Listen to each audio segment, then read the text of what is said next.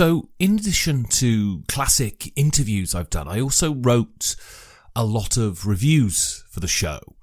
And some of these, even if I do say so myself, I was quite proud of. And then someone on Twitter approached me and said, you should release some of these classic, for want of a better term, reviews. And they suggested one of them, for instance, which is going to be the one I'm going to release today. It's a review of a game that really caused ructions when it came out, that was really quite surprising, and that's the Grizzled. So I hope you enjoy this review, not just as a review, but as a piece of writing. And thank you for listening.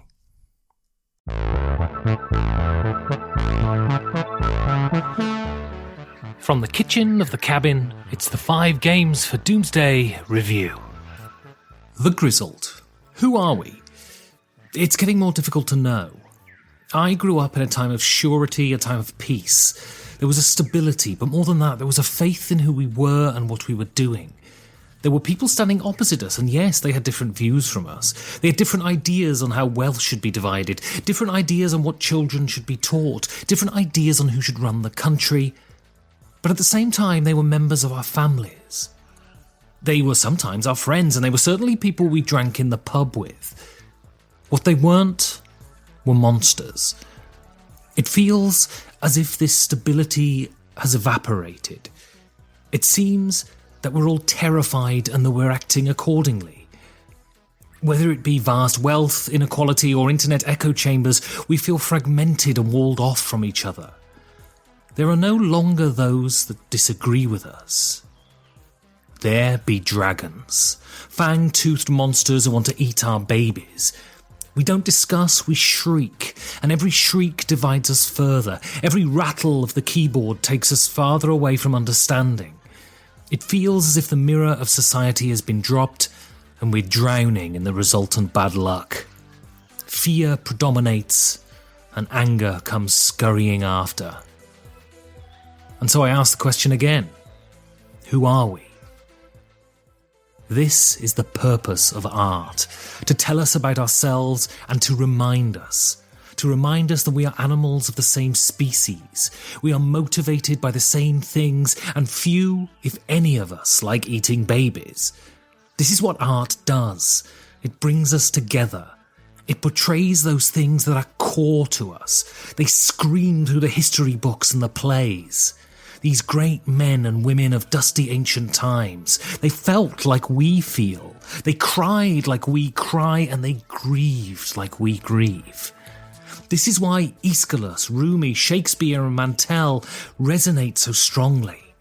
These great artists talk about what it's like to be us, with all of the frippery of modern convention stripped away. What compels us to band together or rip each other apart. You can add the names Fabian Riffaut, Juan Rodriguez, and Tiganu to the list of great artists that have added to human experience by reminding us who we are, and, even when we see the depths of depravity that humans can fall to, that there is always light, there is always goodness, and there is always us. The Grizzled is a cooperative game in which players assume the roles of a group of new recruits entering the First World War. Players are dealt cards that represent the trials that the soldiers will face in the trenches. These could be shells falling from the sky, thick green clouds of chlorine gas, or the numbing cold. The job of the players is not victory, but survival. When the machine of war is consuming so many lives, there is no victory, there is no valour, there is only survival. Missions are carried out by playing cards to the table. If 3 or more trials of the same type are played, the mission fails and the morale of the troop falls. If the morale of the troop falls too far, all that remains of these young soldiers are their names carved into a memorial in their village. But if they can maintain their spirits and their luck holds out, they can greet the armistice and start the long process of sewing their lives back together. The first thing that needs to be said is that the Grizzled is not just an art project. This is not just someone simply making a statement through the medium of games. This is a brilliantly designed game that, through the elegance of its mechanics and the constant pressure it brings to bear on the players, admirably models the stresses of war. This is a game that is hard to win. It has all the hallmarks of an excellent cooperative game. It is difficult, but that difficulty is interspersed with moments of relative calm, a feeling that you're on top of it. And something happens, and you find yourself scrabbling. It is neither a promenade nor totally unremitting. It offers players a chance at victory, even if that chance is slim. Its goal is to enter the mind of a soldier in the trenches, and it does this flawlessly. There are cards in the deck called hard knock cards. These are played in front of players and represent phobias that the soldier has developed. This could be a fear of freezing to death in the snow, or the distant crack of a shell could reduce you to a shivering heap. The only reprieve from these debilitating phobias is the support of your comrades. This is represented in the game by tokens that you gift to your troubled friend. And this is the thing with the Grizzled. It's almost impossible to describe the game mechanically. Every action taken in the game is a perfect evocation of a soldier's response to war. Every card dealt or played, every token gifted or lost is imbued with fear and loss and hope. This is a game designed to tell a story of hardship and fraternity, and the mechanics of the game are always servicing that aim. What makes this game so surprising in the context of war games is that it never desires to fetishize the martial process of war.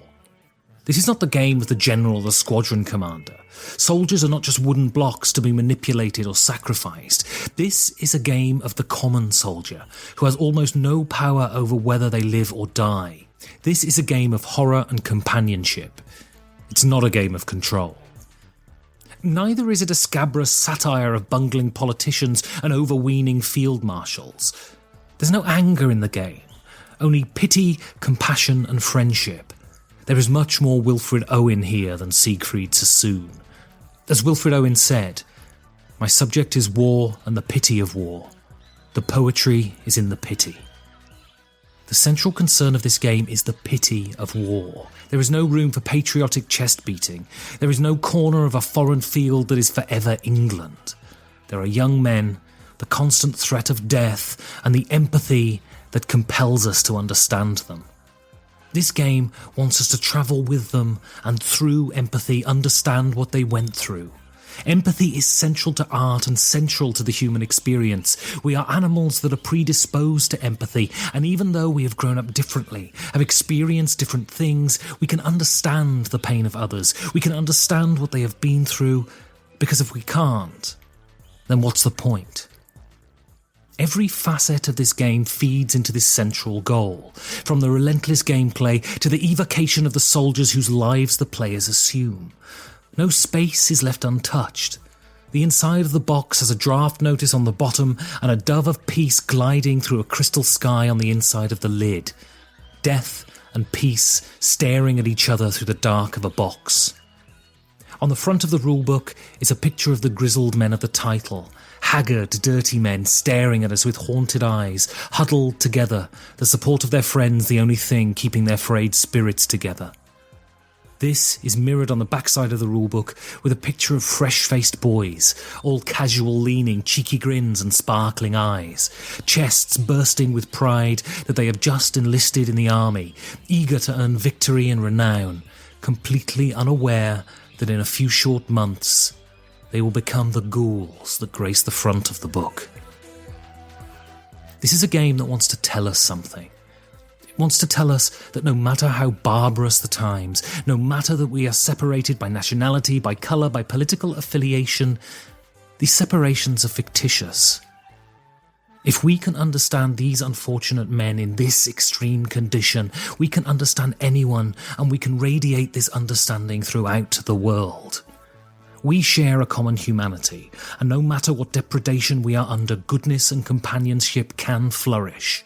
That even in the most barbarous of times, friendship is unbreakable, that it endures, and if we can just seek to understand others, we can endure too, and watch the dove of peace glide through a crystal blue sky together. Thank you for listening. You can support this show by going to patreon.com/5G4D.